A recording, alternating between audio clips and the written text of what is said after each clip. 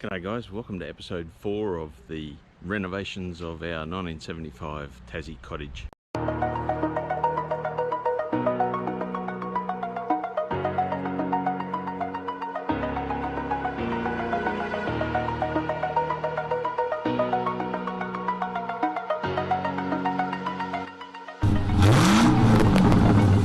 This one, we get into the inside now.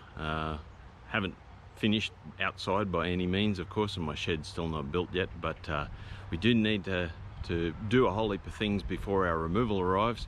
So the first half of this video is going to be what we did before the removal arrived, and then where we put everything in our tiny little house and our tiny little shed. Anyway, hope you enjoy this.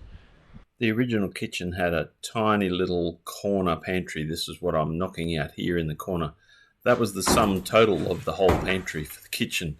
So we're starting by knocking it out, and then I'm going to enclose that archway to close off the formal dining room. Oh no, I might have chipped the tile.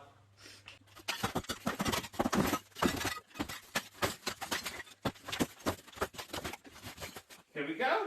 Clean that up, would you, honey?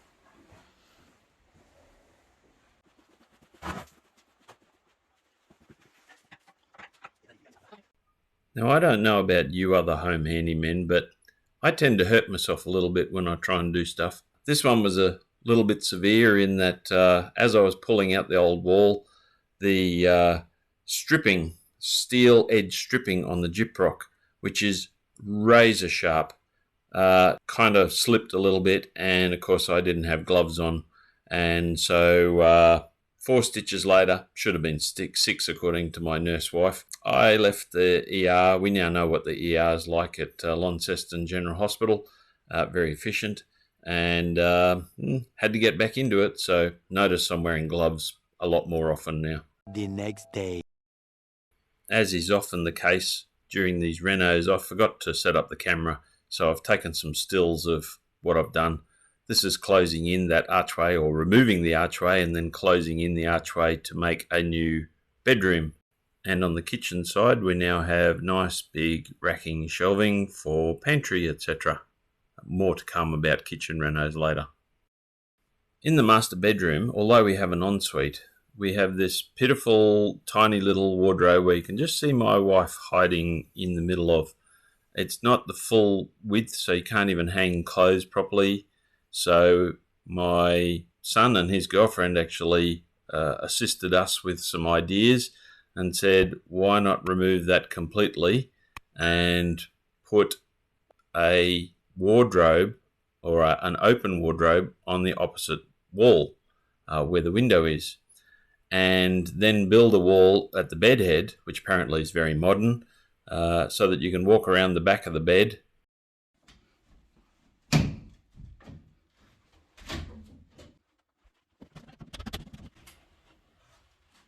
A very well built internal cupboard.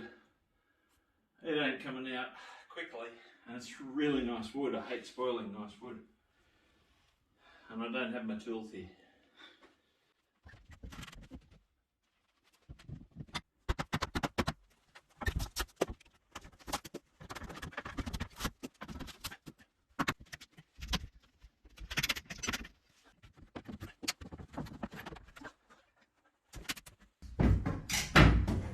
I thought you would have karate chopped it with your leg like this morning.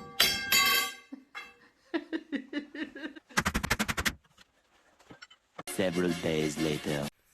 My wife is the painter, so she's prepping this wall so that we can begin the installation of the wardrobe. This is the colour scheme that she's decided on. It's a very nice grey with diamond white for the trim. This racking wardrobe kit, I guess you'd say, is a Bunnings kit, and it did my head in a little bit at the beginning, just trying to work out how to make the spacings work for the distance that we had, but eventually we got there, and I think it turned out really well. Several days later.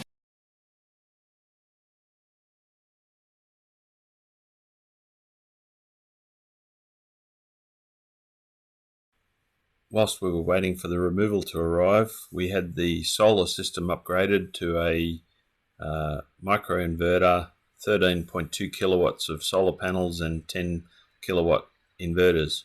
So hopefully that'll mean no more power bills.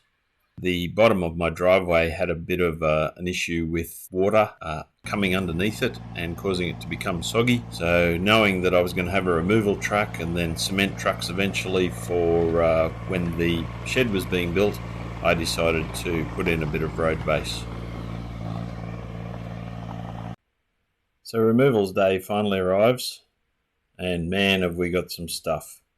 4 containers, over 100 cubic metres. My poor double garage is chockers, and we have stuff all over the house that we still don't know what to do with yet. We've given away a whole heap to charities, and my wife's been feverishly unpacking boxes. What fun! Next project to tackle was our little ensuite. Has no door. Used to have swinging doors on it, I guess. No space for a proper door. No space for a cavity slider. So off to Bunnings I went. Barn door set and a nice frosted glass door, and pretty happy with the results.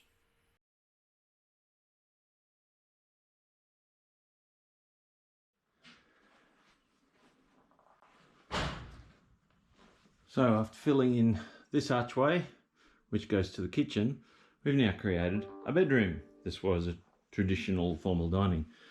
So now I'm going to pull out this archway, put in a door frame, and then it's a bedroom. Won't get to finish it straight away, but that'll still look pretty good for a while. Starting here by removing the razor sharp bump strip. Please note the gloves, and I'm being super careful. This stuff is amazingly sharp.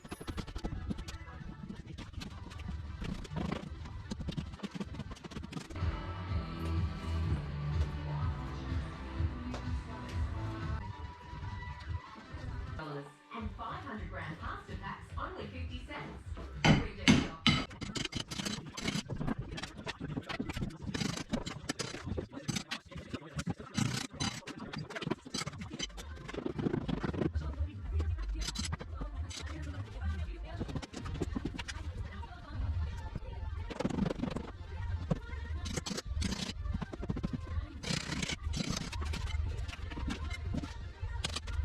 I would like to point out at this point that this is only the second stud wall I've ever made in my life. I've certainly never done anything like this, removing an archway. So I'm learning as I go.